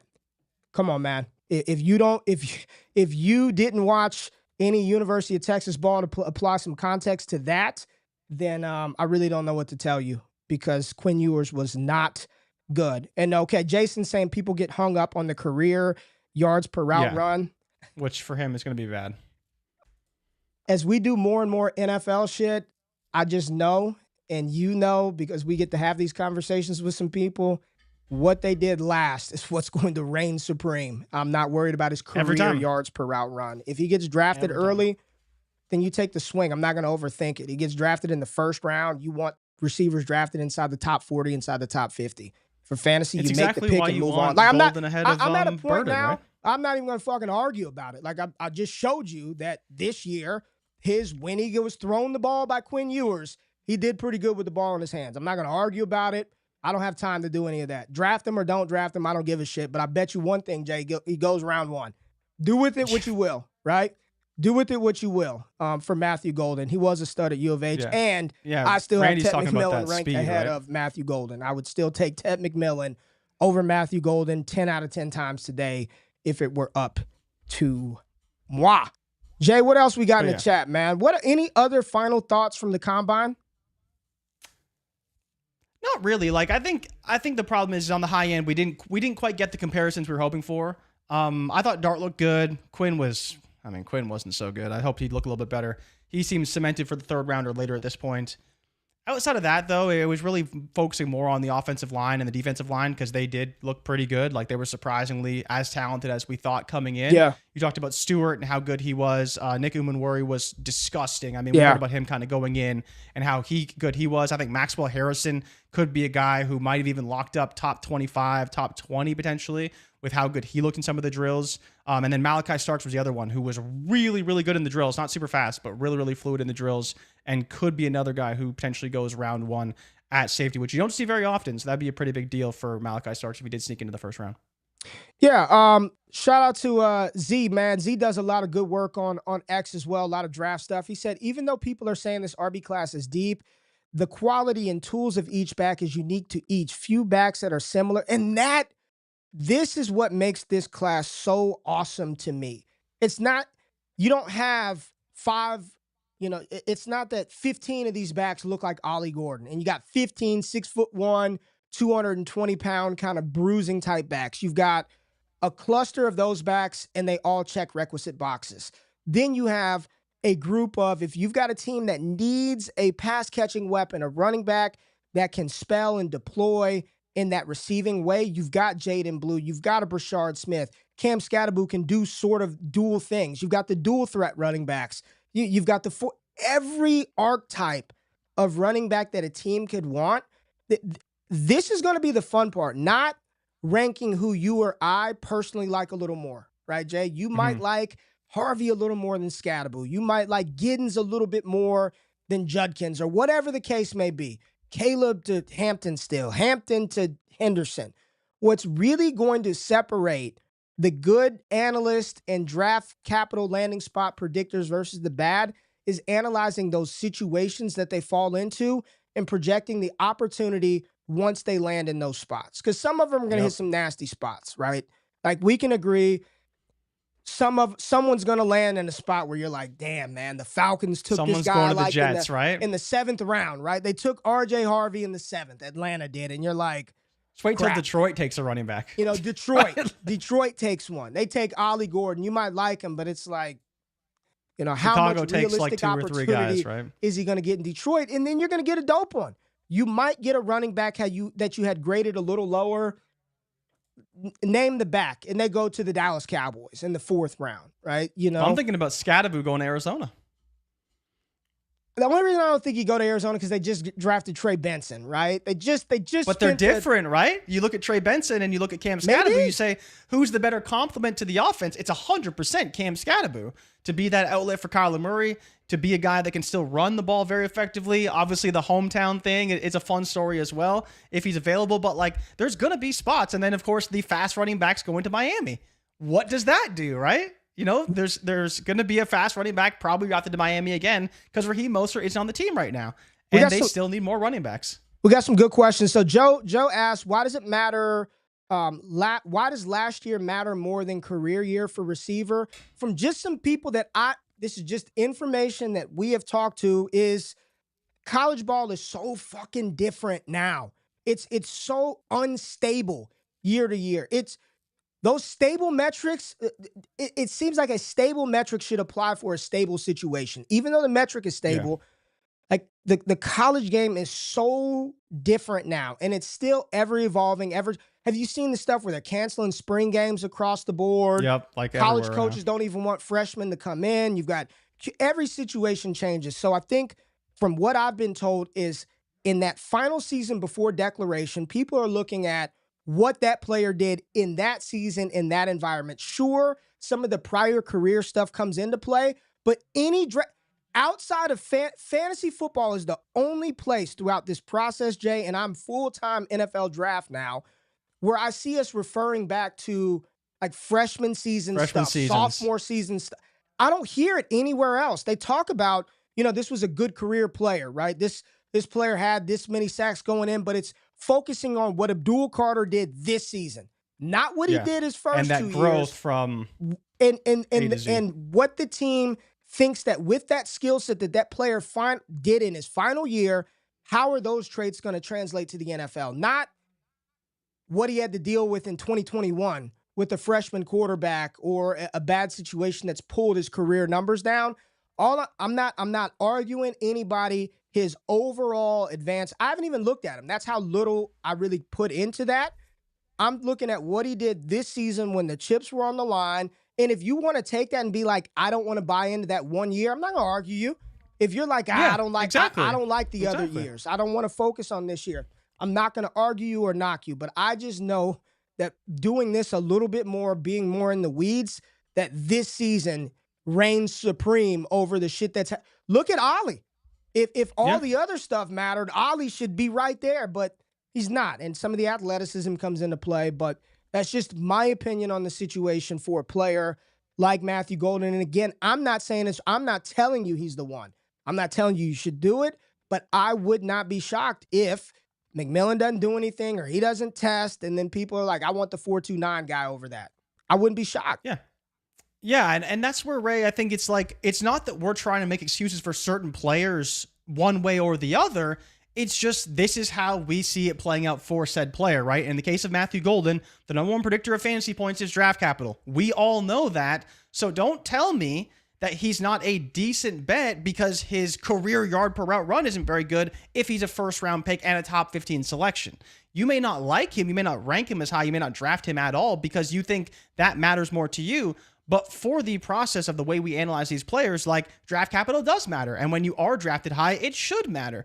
And so that's where when I look at the metrics and say, okay, maybe some ways he's a little deficient, but in other ways, when you're drafting in fantasy football and in real life, you should be drafting for a ceiling outcome. So if a player has a disgusting ceiling in their final season, yeah, you probably should believe in that. If they had their best year as a freshman and they don't continue to get better and better, you're like, okay, but why is that? You want to have the players at their best the moment you draft them. You don't want to draft a guy who is having his best year when he's a freshman because maybe he was just better than some of the players on that team. But when it came to delivering in the biggest year of their career, they weren't able to do that in the same way. So I think in a lot of ways that final peak season does matter. It's the last thing you put on tape. We see it every season. Players rise up the boards because they're in big games, they're on national TV, and they're showing out, and that's going to matter. And Matthew Golden is one of those players. Yeah. Again, not my top wide receiver either, but I can see a world where he goes off the board number one. This is from Rubio. Shout out to Rubio. I had to step out for a minute, so I don't know if you touched on this or not, but did Emeka Egbuka or Luther Burden move up at all? People are moving Egbuka up now. Why? I thought I listened to one of his interviews and it sounded really good. He seems like he's very sharp and astute young man. He built his all-time Ohio State receiver.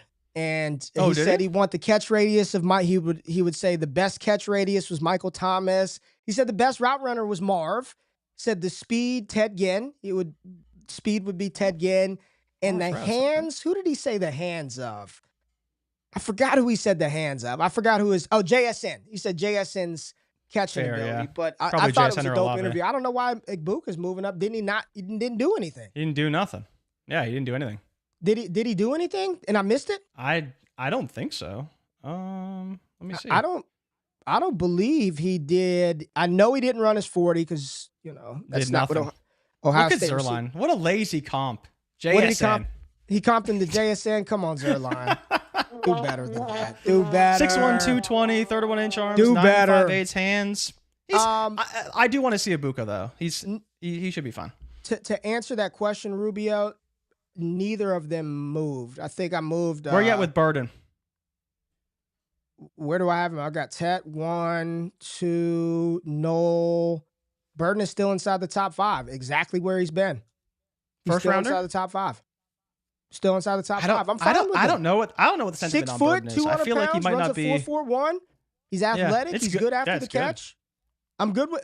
I feel the same way about Burden. I think he's going to be a situation-dependent number 2, number 3 option for an NFL team with big upside. He's got the explosiveness. He's good with the ball in his hands. He needs to refine his route running and his route diversity, his route tree. But I feel fine with Burden. Can he go to the Panthers in the second? At 58, he's not going to last to 58. They don't pick until 58. They don't have their second, right? Yeah, they don't last until 58. Yeah. You know where I had Burden in my last mock? Not this one on Saturday. You know where I had him? Top of the second to New England. He went 38 to New England.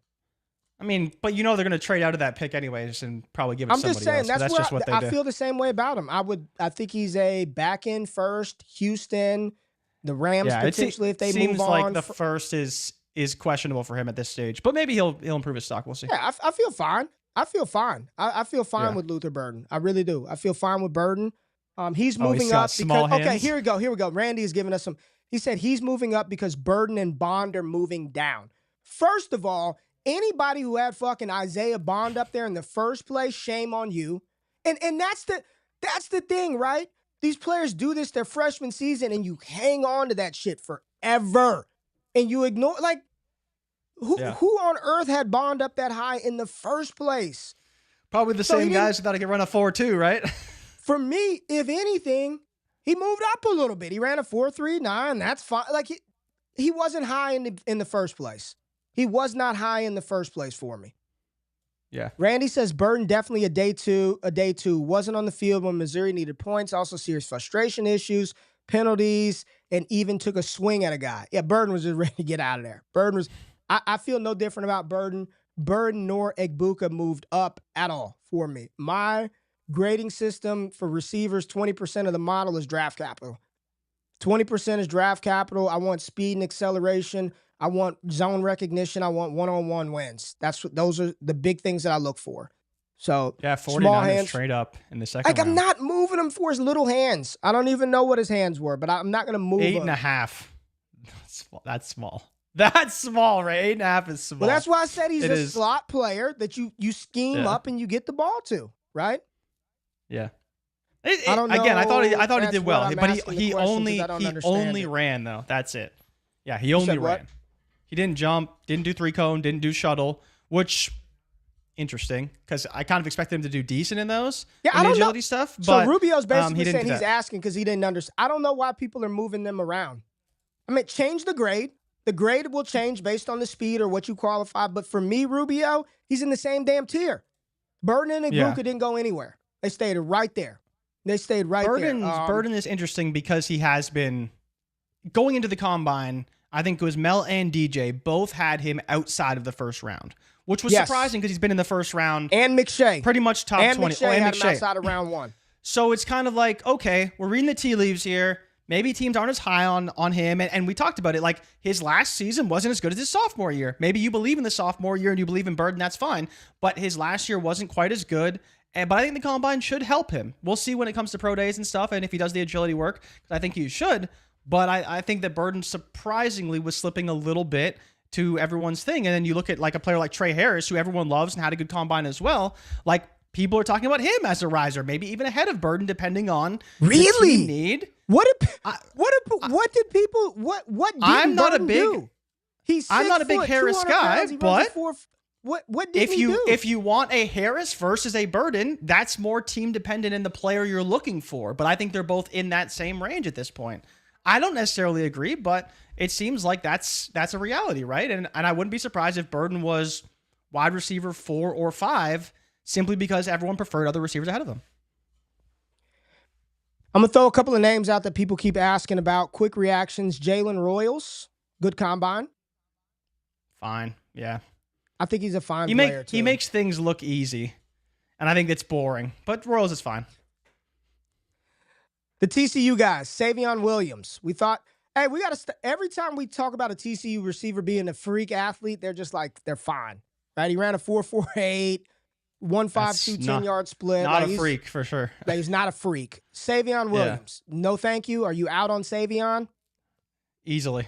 Okay. Don't want those TCU receivers. Jimmy Horn and LaJohntay Wester, 2 Colorado receivers that I thought performed very well at the combine. LaJohntay did good in the gauntlet drill, was awful in the deep ball throws, catching those passes or phantom passes from Will Howard.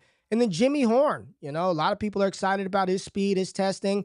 Any thoughts on the 2 Colorado receivers? I only watched the gauntlet from Wester, which I believe he was the fastest player through the gauntlet as well. Nasty. He did look very good in that drill. But we'll see where they get drafted for me. I'm nothing's really moving as far as those 2 guys. Can I interest you in some Deontay Thornton at a 4.30 and 23 miles per hour? Which, again, here's the part of the data I don't understand.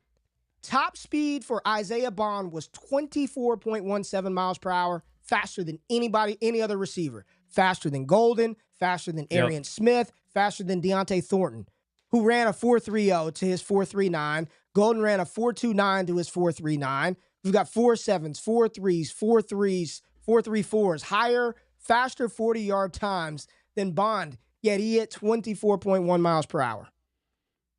Yeah, but that's the funny thing about Bond, right? Is that, okay, he ran the 4.4, 4.39, whatever it was. Oh, but he hit 24 miles per hour on the GPS. Like, that's so fast. And it just depends on what is your narrative and how do you want to sell it. Because with Bond, it's, oh, well, he didn't run that fast in the 40, but, oh, he was the second fastest player of the combine at 24.19 miles an hour. So it's just like, again, he was slow out of the blocks, but when he came to the top speed, he was good. And it's like, if that's what you value, that's what you value. But if you value the 40, then you value the 40. It all just depends on what do you value and how do you want to siphon through this information. But yeah, Deontay Thornton out of Tennessee, 6'5", 4'3". Come on. Give me some of that. Torrey Horton played well. Joe said Burden has good advanced stats, yards per route run, yards after the catch. Yep. He's got all those from his career. Outproduced by Theo Weiss this season, though. And a lot of people just like, what? Theo Weiss looked better than Burden. Every time I turn on the tape, Theo Weiss looked better than number season? 3.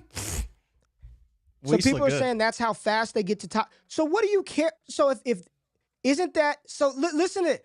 Isn't that just acceleration speed, right? I think it's the opposite, actually. The Rook 10 said that's just how fast they get to top speed. Isn't that? That is their top speed. Wouldn't you?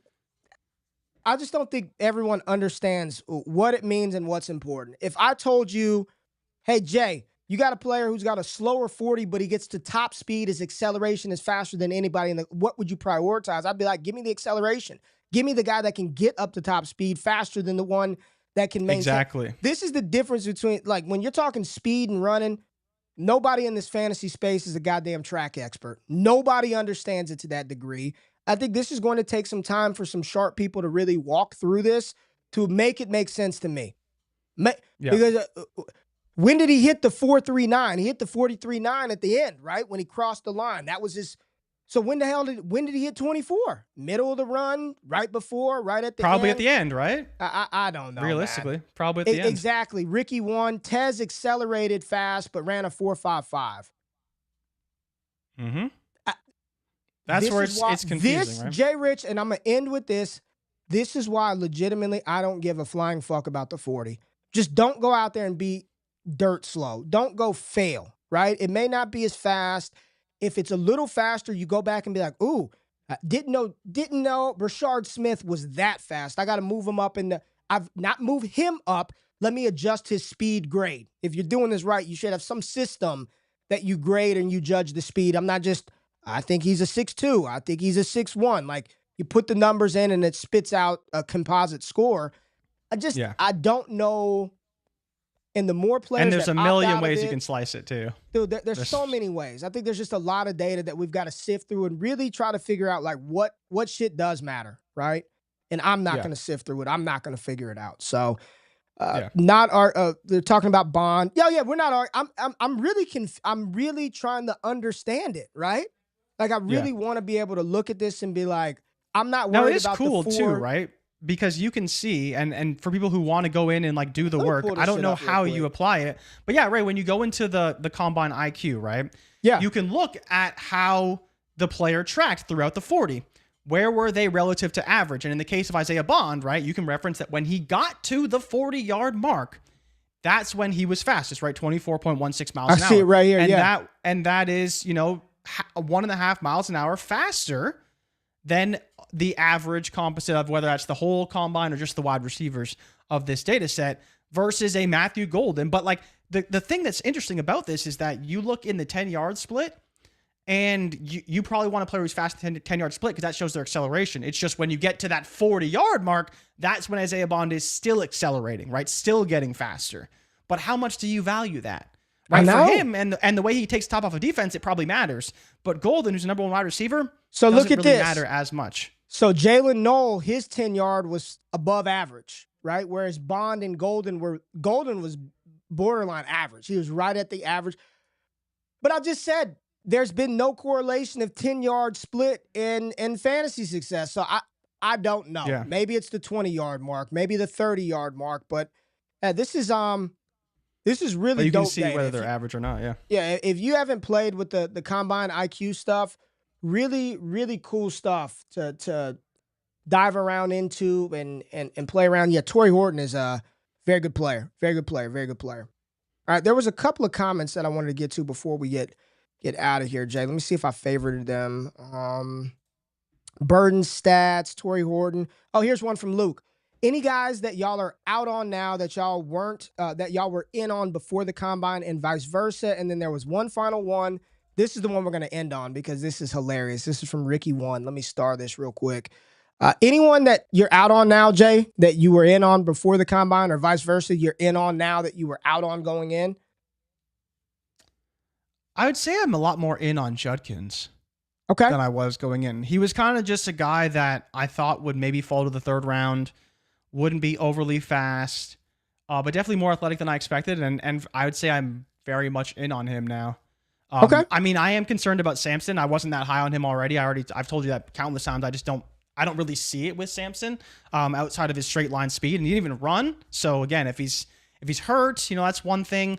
He didn't test at all, so maybe he is hurt, and hopefully he can test and look good, because he's a guy that, for me, if he's not going to be a freak athlete, I'm going to be a lot more concerned than some of these other players, because it seems like his athleticism is what made him a great running back versus his skill. So that's where I have some concerns about him. But outside of that, I wouldn't say much change for me overall. I am intrigued by Scadaboo now, though, even though the pro day times are a little cooked. But I'm excited to see what his time's going to be at the pro day. Hopefully he runs. For me, it's Deontay Thornton. I need to go back and watch the tape on him. Thornton, you're that big and you run that fast in the SEC, and he did pop at times for Tennessee. So I think that's the one that I'm most intrigued on. There's nobody I'm really out on. I thought everyone did about what I expected. There were some shocking times. I didn't expect Golden to run 4.5. Like, honestly, I did not. Anybody who says that is a fucking lie. When his props came out and his initial prop time was a 4.31, I went over. I was like, there's no way Matthew Golden is running a 4.31, and then he runs a 4.39, which goes to speak to the play speed didn't look. He runs a 4.2. A-Chan? When have you seen A-Chan get caught behind? He ran faster than A-Chan, right? I didn't see Devon A-Chan watching the tape. Joe said, I feel like I got Ray mad for saying Golden is. I don't care if you say he's overrated.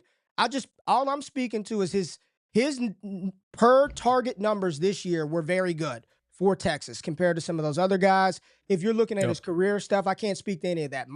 What I'm looking at is only from the 24 season, and I don't think he's the wide receiver one either. So you could say he's overrated. I'm not fighting anybody or arguing anybody on that. I'm just presenting the data, having the conversation, and I'll rank these guys where I rank them, and you draft them where you draft them, or believe what you want to believe. It's all love. It's all good. No doubt about it.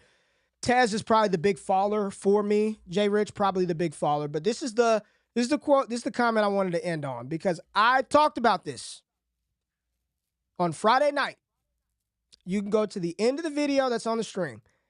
Ricky once said, Ray, before the combine, you made a prediction that there was a chance Genty might not be the consensus 101 after the combine. Did anyone raise their stock that much this weekend? I still think Jay Genty, for fantasy football purposes, is the 101. But what I said on Friday night is following Saturday, one of Caleb, Hampton, Henderson, Judkins, they would perform well enough that you'll start to see the chatter. And I saw it all day yesterday. All Hampton. He might be better than Genty. Depending on Hampton's landing spot, that is sure. I've done this long enough, Jay. We sit all year. How long do we sit on the stream? We're not going to overreact to the combine. We're not going to overreact to the combine. We're not going to Combine comes, oh, fuck. Matthew Golden, wide receiver 1. Omarion Hampton, running back 1. Will Campbell should be in the second round. Here we are. And all day yesterday, all I saw was, multiple teams. Here it is. Multiple scouts have said that Omarion Hampton is just as good as Ashton Genty. Multiple teams have Omarion Hampton rated neck and neck with Ashton Genty. And the crazy thing too, Ray, is that for fantasy purposes, the scary part, we already talked about at the top of the show, that 5 to 15 range, anyone could go in any of those spots. There isn't really a clear standout. It's all team need. It's all fit. But you have a Genty who maybe goes 6, maybe goes 7 to the Jets and plays with Breece Hall, maybe goes 8, 9, 10. And then you have Hampton, who was a second rounder, maybe a first rounder, but maybe he goes to the Vikings. Maybe he goes to Pittsburgh. Maybe he goes to Kansas City. Maybe he goes to Washington. And all of a sudden, you're balancing the talent versus the fit. And there's a real world where Genty goes to a spot that isn't that great because he goes higher in the draft versus a Hampton who goes somewhere between 20 and 32 and is a much better team, scheme, everything for running backs, to where you start to think, is Omarion Hampton the running back one ahead of Ashton Jeanty, even though Jeanty's got all the numbers, all the production, and was a Heisman finalist? That little bit of team build and the team he's playing for and the scheme could be enough to say, oh, well, maybe he's not the RB1. Maybe he's not. I'm just telling you. I knew it was coming. I don't agree. Jeanty, any concerns? 5'8", 211. I didn't expect him to be tall, so it's fine. Hopefully he's fast. I mean, I hoped he'd run. He didn't, so I mean, probably not. I'm just are you a little concerned? 5'8", 211. Does that concern? Mountain West B-Rob? I mean, it's kind of shoe fits. What did B-Rob ran a 4.5, right? What if Jeanty runs a 4.5? I think B-Rob ran like a 4.54. So he could hit B-Rob numbers. I'd be okay with that. All right. Do you think he's fast though? Like, what do you think his 40 time is? We're never gonna know. Yeah, he's not gonna run a 40, is he? Even at his pro day. I don't think he runs at all. Like at this point, honestly, what is Jeanty gonna do at the pro day? The high 4.4s as a running back. Yeah. Fucking go through bag drills. You know what I mean? Like do the Deuce Staley drill at the pro day? Yeah. Like, yeah. I don't know. Go Show off through that pass, bag bro. drills. What do you Hopefully expect he to jumps see? though. I'm curious if he could jump well because there's all the reports he can squat like 6'10" or something or 6'05". Yeah, we're gonna watch that Jeanty workout. We're gonna watch him do deadlifts and just get excited about sick. those. Could you imagine? Glutes. Could you imagine if they did that? Like, I wish they would never do it because of injuries, but I wish there was a world where the NFL, instead of doing like 225 pounds for the bench, it was like 400 pounds or like a 500-pound squat or something. Like, how easily can they do stuff like that? That'd be crazy. Jamal Thompson said Jeanty's arms are short and that could lead to him to fumble issues. He already has fumbling issues. He does have some fumbling. Like, he's not perfect. Like, don't get it twisted. Yeah. Like, his per carry numbers for fumbles are not good. He's got some pretty nasty fumble issues that he needs. It's like what, every 85 carries or something like that. Something in the 80s, I think, or 90s. And Caleb Johnson's like in the 200s per carry. His arms are short, but so are Scadaboo's, right? They're both 29-inch arms. Again, I don't know. The ball ain't that big. Hold on to the goddamn ball. I don't.